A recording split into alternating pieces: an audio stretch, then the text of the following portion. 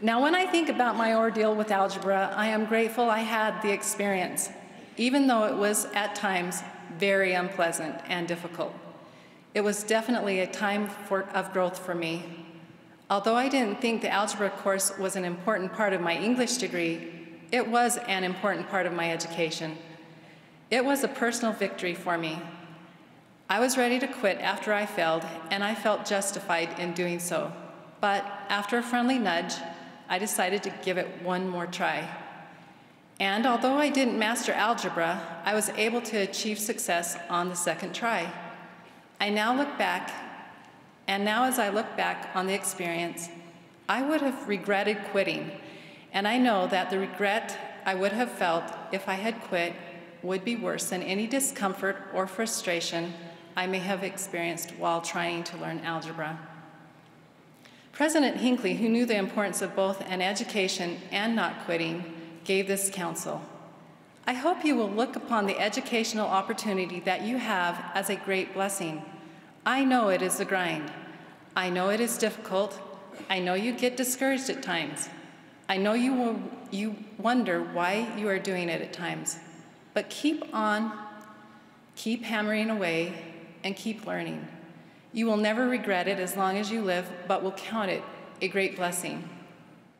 The fear the scriptural injunction directs us to suppress falls into the category of what some psychologists call irrational fear, or fear of the unknown, a fear of future events that will not likely occur. Using the letters of the term itself, some refer to this as false evidence appearing real, fear. It is this false evidence appearing real type of fear that Satan seeks to induce in us, and which the Lord commands us to avoid.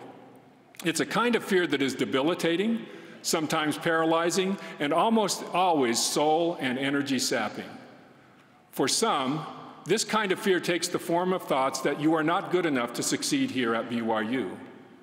For others, that you do not belong here because you are different from those around you. For some, it is a fear that you will never find an eternal companion.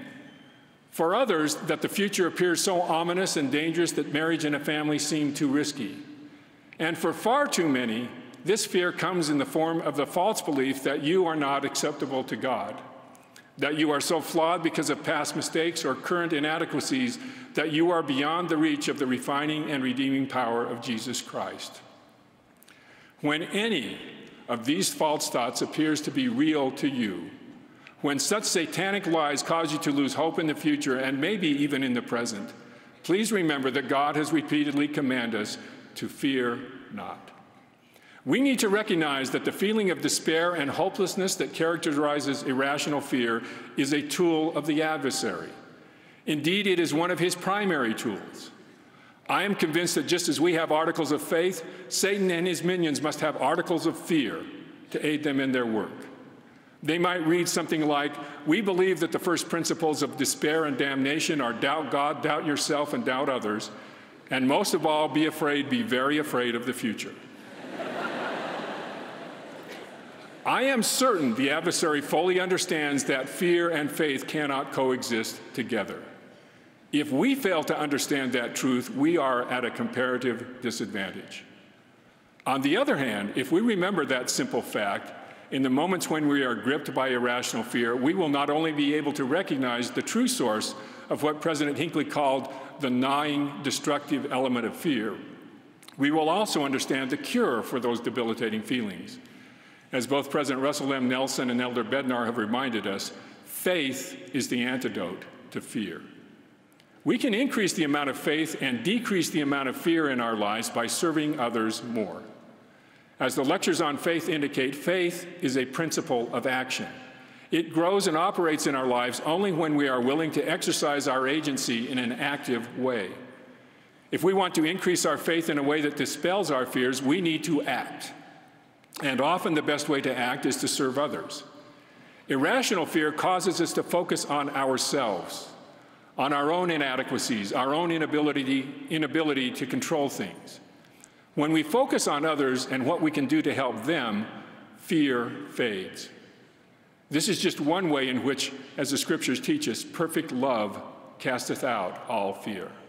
If we sometimes doubt whether we really believe And whether we can act on that belief when it most counts, we can be emboldened by the reassuring fact that we believed before, and we believed with such certainty that the forces of darkness were compelled to flee from our presence.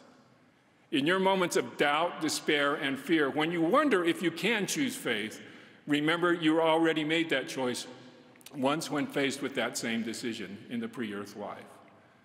As Elder Robert D. Hales once noted, the blessings we enjoy now are because we made the choice to follow the Savior before this life.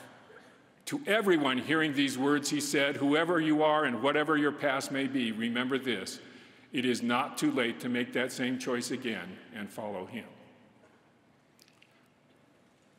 My dear brothers and sisters, fear not. Whatever the circumstances you find yourself in, know with assurance that you can succeed. You are more capable, more talented, and more faith-filled than you realize. More importantly, you are more loved by God than you realize.